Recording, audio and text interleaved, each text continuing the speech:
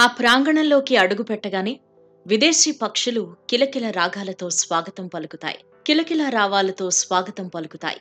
నీటిపై గాల్లో చేసే విన్యాసాలు చూపర్లను ఆకట్టుకుంటాయి. జలాశయం మధ్యలోని చెట్లపై ఎగురుతూ ముచ్చట గొలుపుతాయి. ఇలాంటి కనువిందైన దృశ్యాలకు గుంటూరు జిల్లా ఉప్పలపాడులోని విదేశీ పక్షుల సంరక్షణ కేంద్రం వేదికలా నిలుస్తోంది. ఇన్ని రకాల పక్షులని ఒకే చోట చూడడం ఒక అద్భుత అనుభవం అనే చెప్పాలి.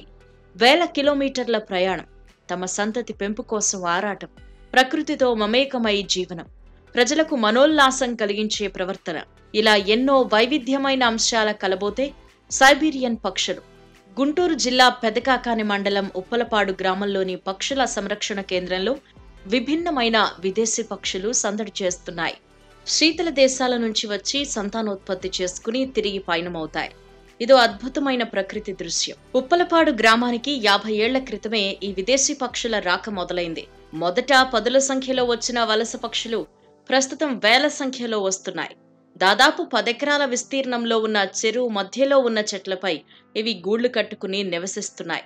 Siberia, Russia, Australia, Sri Lanka, Pakistan, Bangladesh, Myanmar వంటి దేశాల నుంచి పక్షులు వలసొచ్చి సంతానోత్పత్తి చేసుకుని తిరుగు పయనమవుతున్నాయి.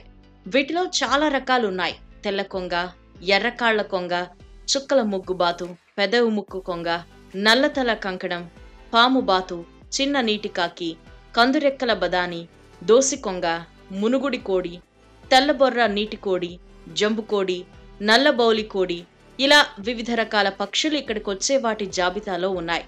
ఏటా వలస పక్షుల సంఖ్య పెరుగుతూ ఉండడంతో అధికారులు ప్రత్యేక ఏర్పాట్లు చేస్తున్నారు. ఇక్కడికొచ్చే సందర్శకుల కోసం వాచ్ టవర్ ను నిర్వాహకులు ఏర్పాటు చేశారు. గుంటూరుకు సమీపంలోనే ఉండడంతో పర్యాటకంగా అభివృద్ధికి మంచి అవకాశాలు ఉన్నాయని గ్రామస్తులు, అధికారులు తెలిపారు.